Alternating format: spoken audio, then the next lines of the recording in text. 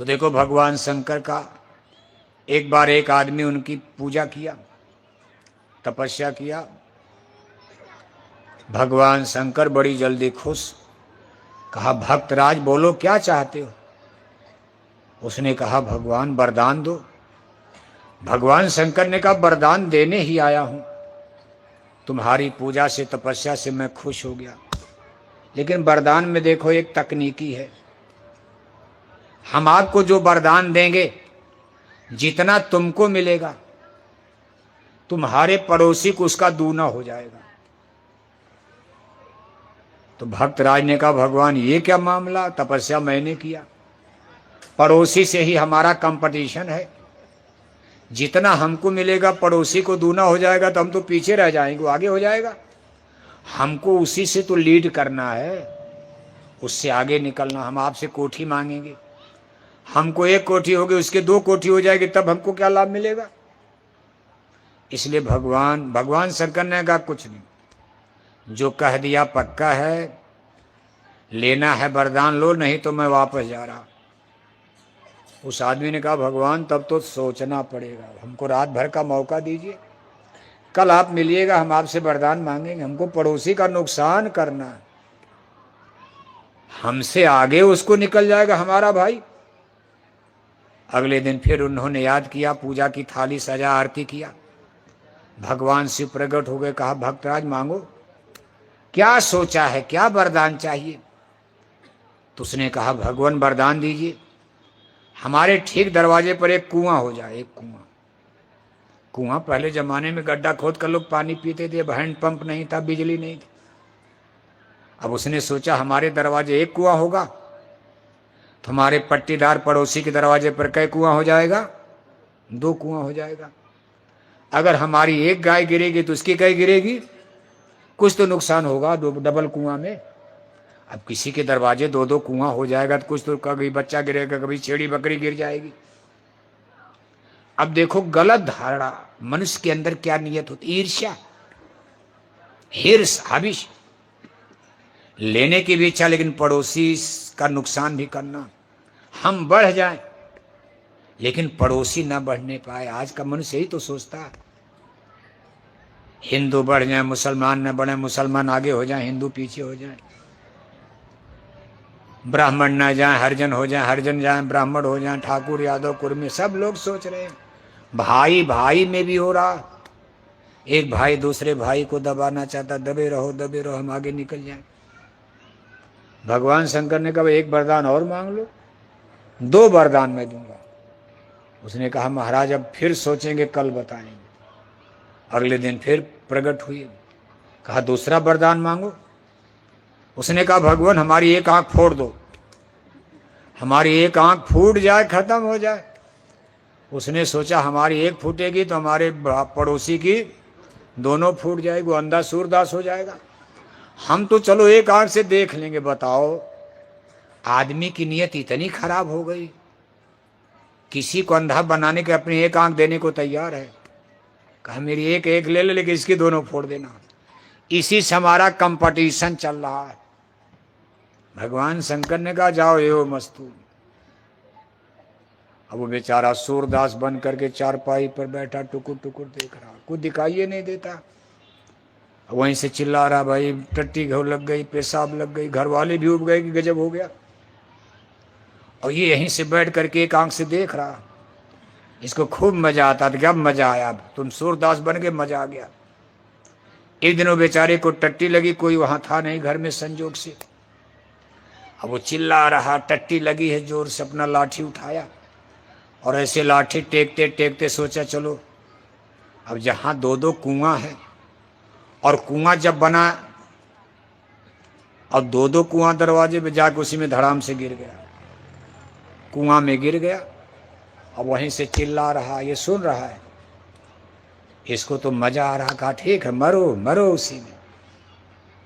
अब ये चाहता तो जान बचा लेता, अगर चिल्ला देता, रस्सी डाल देता, गांव वाले आ जाते, नहीं, लेकिन ये तो मारना चाहता। कहा यही तो मैं चाहता था, तुम्हारा नाश हो जाए। अब वो चिल्लाता चिल्लाता कोई मिला नहीं, कोई बेचारा मर गया। अब इसको खुशी हो रही है, बस ऐसे पूजा पाठ आपका चल रहा है। अपने दुश्मन को ही मार निपटाने में आप पूजा कर रहे हो। अपनी आत्मा के कल्याण की किसी को कोई चिंता है? भाई भाई को निपटाने में, चाचा भतीजा को निपटाने में मनौती मान दिया। कहे मैया अगर मेरा भतीजा चुनाव हार गया तो हम एक बकरा आपको चढ़ा देंगे। उसको अपने भतीजे से ही कंपटीशन है, चाचा का भतीजे से, भाई का भाई से, जाति का जाति से, धर्म का धर्म से। और पूजा पाठ धर्म कर्म तो बना अपनी आत्मा के कल्याण के लिए। हमारी जीवात्मा नरकों से कैसे बचे, जन्म मरण हमारा कैसे छूटे, इसकी किसी को चिंता नहीं। कई दिन रहोगे यहाँ आप? बहुत से लोग तो जल्दी नहीं, इतनी भीड़ में कितने लोगों के भाग में सन 27 नहीं है। आपको क्या पता इतने लोग बैठे हो। जिस दिन 1 जनवरी सन 27 लगेगा, कितनी खोपड़ियां इसमें से आग में जलकर भस्म हो जाएंगी। तो अपनी आत्मा के लिए कुछ करो, चलने की बारी आ गई। आप संसार का ठेका लेकर थोड़ो ना हो कि हाँ बनाओ बिगाड़ो। आप ठेका कोई नहीं ले। राजे रजवाड़े चले गए, कुछ कर पाए? दुनिया है चलती रहेगी, नहीं रहोगे तब भी चलेगी। नहीं समाज सुधारक रहेंगे तब भी चलेगी। ये नेता लीडर नहीं रहेंगे तब भी चलेगी। राम चले गए, कृष्ण चले गए, दुनिया नहीं चल रही है। गांधी सुभाष चले गए, दुनिया चल रही। इसलिए अपनी आत्मा का ठेका ले लो पहले, इसका जीवन बीमा कराओ। अपनी आत्मा, अपने जीव पर कुछ दया पालो, 84 का फेर बचा लो। नहीं नरकन में अद्दुक पई हो, अगिन कुंड में छिन छिन रहियो, वही विपदा में कौन सहाई, सदगुरु साथ लिया ना भाई। इसलिए संतों की खोज करो, सदगुरु की खोज करो। और आज देखो, आज अपने भारतीय समाज में 80% हिंदू मांसाहारी हो चुके। कितने परसेंट हिंदू? 80%। जबकि जय गुरुदेव मिशन का इतना प्रचार आज इतने दिन से, 1952 से अंग्रेजी राज में शाकाहारी धर्म का सबसे बड़ा प्रचार राधा स्वामी मिशन के द्वारा होता रहा। जब हमारे देश में अंग्रेजों का राज था, और भी लोग थे, दयानंद सरस्वती, स्वामी विवेकानंद जी, और भी तमाम शंकराचार्य वगैरह सब लोग लगे थे अंग्रेजी राज में। लेकिन राधा स्वामी मिशन बहुत बड़ा काम भारत में उन्होंने किया है। मुसलमानों के राज में आप देखोगे, कबीर साहब, नानक जी महाराज, दादू साहब, दरिया साहब, भीखा साहब, बुल्ला साहब, गुलाल साहब, ऐसे तमाम महापुरुष मुसलमानों के जमाने में भारत की जनता को शाकाहारी धर्म, सनातन धर्म कि मांसाहार मत करो, हिंसा हत्या मत करो। लेकिन आजाद भारत में, आजादी के बाद सभी धर्म गुरुओं का प्रभाव कुछ कमजोर हो गया। राधा स्वामी मिशन का भी प्रचार प्रसार में ढिलाई आ गई। लेकिन 1952 से तब जय गुरुदेव मिशन, जय गुरुदेव मिशन अंग्रेजों के जमाने में नहीं, 48 में देश आजाद हुआ, सन 52 में। और तब से जय गुरुदेव मिशन की तरफ से शाकाहारी धर्म, वेजिटेरियन लाइफ सिस्टम, शाकाहारी धर्म माने सनातन धर्म, उसका प्रचार प्रसार, फैलाव विस्तार। लाखों लोग बोरा पहन लिए, लाखों लाख भाई बहनें शाकाहारी जैकेट पहनकर। अब तो एक एक गांव गोद लेकर घर घर जा रहे हैं और लोगों से अपील हो रही कि हाथ जोड़कर विनय हमारी, हो जाएं सब, हो जाएं सब मांसाहारी। ने मांसाहारी तो हो ही गए हो, मांसाहारी के लिए क्या प्रचार करना? शाकाहारी होने के लिए प्रचार करना, मेहनत करनी। शाकाहारी बनाने के लिए जय गुरुदेव मिशन मेहनत कर रहा। और ऐसे समय में मेहनत हो रही है जब 80% हिंदू मांसाहारी हो चुके हैं। 80%, 20% शाकाहारी। इस समय भारत का आंकड़ा है, एक अनुमानित आंकड़ा, मतलब एक हिंदू शाकाहारी तो सामने 4 हिंदू मांसाहारी। जितने हिंदू भारत में शाकाहारी, उसका 4 गुना हिंदू भारत में क्या है? मांसाहारी। 4 गुना। स्थिति तो यहां तक बिगड़ गई है कि आज शराब के नशे में मामा भांजी नहीं पहचान रहा, शराब के नशे में घर में चाचा भतीजी नहीं पहचान रहा, शराब के नशे में भाई बहन नहीं पहचान रहा, शराब के नशे में बाप बेटी नहीं पहचान रहा। शराब शराब शराब। हम लोग 43 साल से बोरा पहन रहे हैं।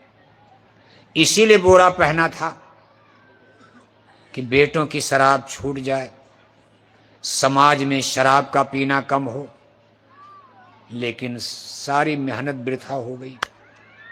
आज परिणाम देखो उल्टा हो गया।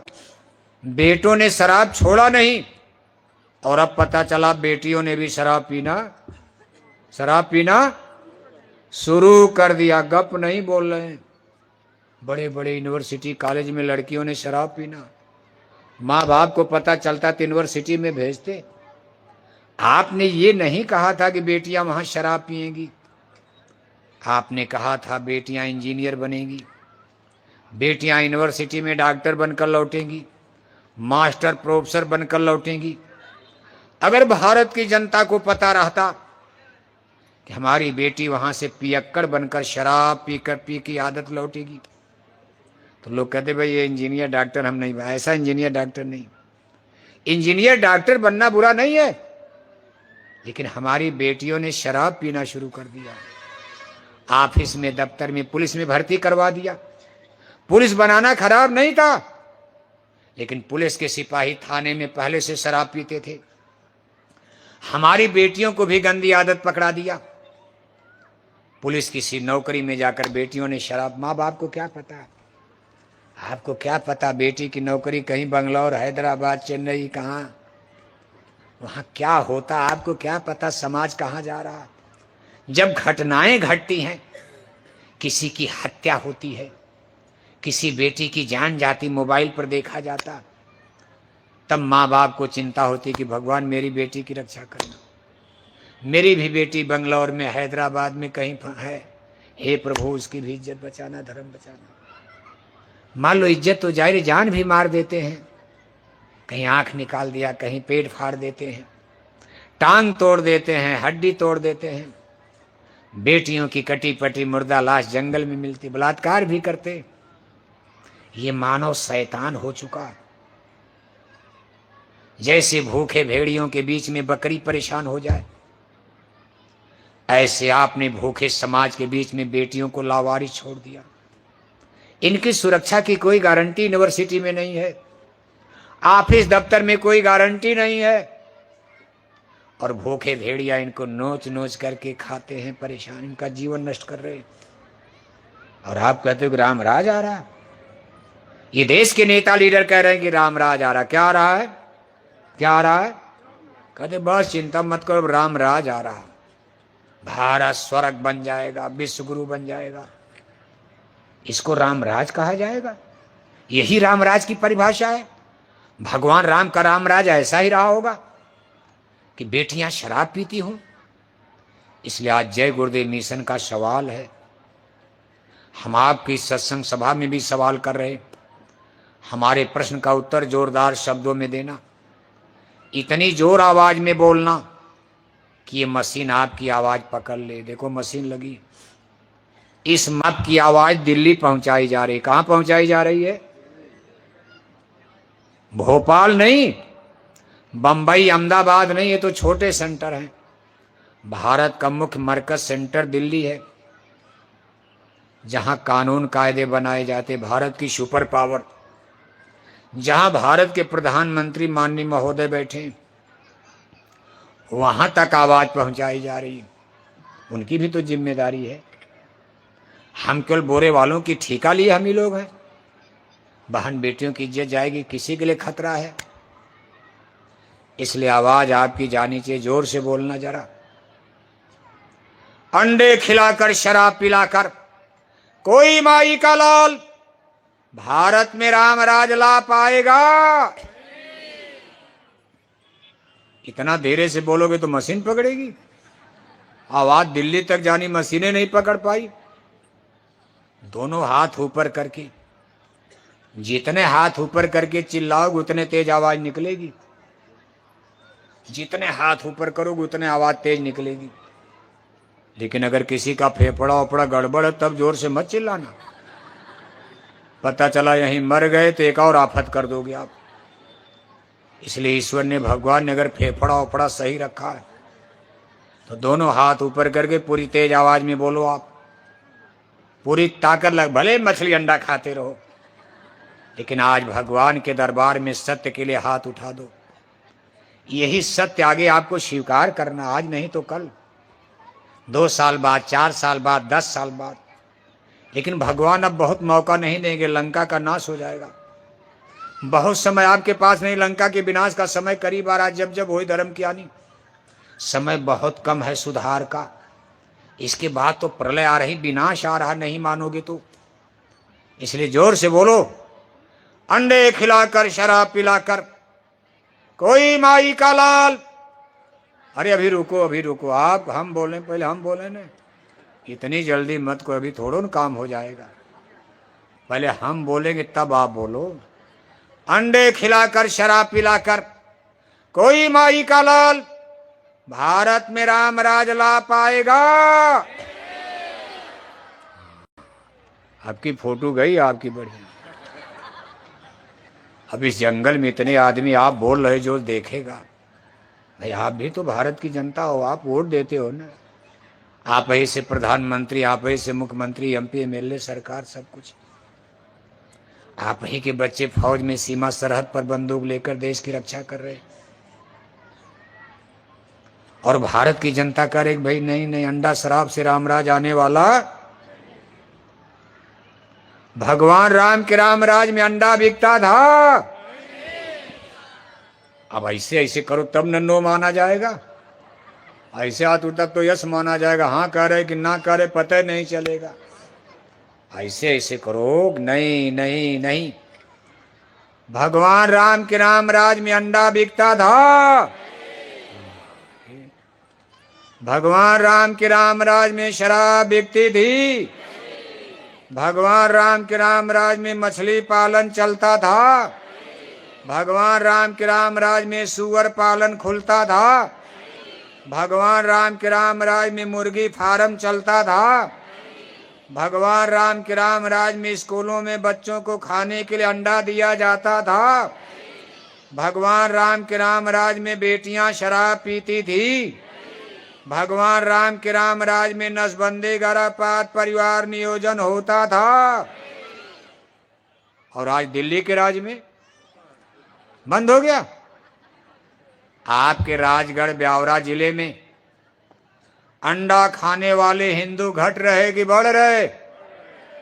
जोर से बोलो। मुसलमानों की बात छोड़ो, अभी हमने पहले का भी हिंदुओं को समझाया जा रहा है।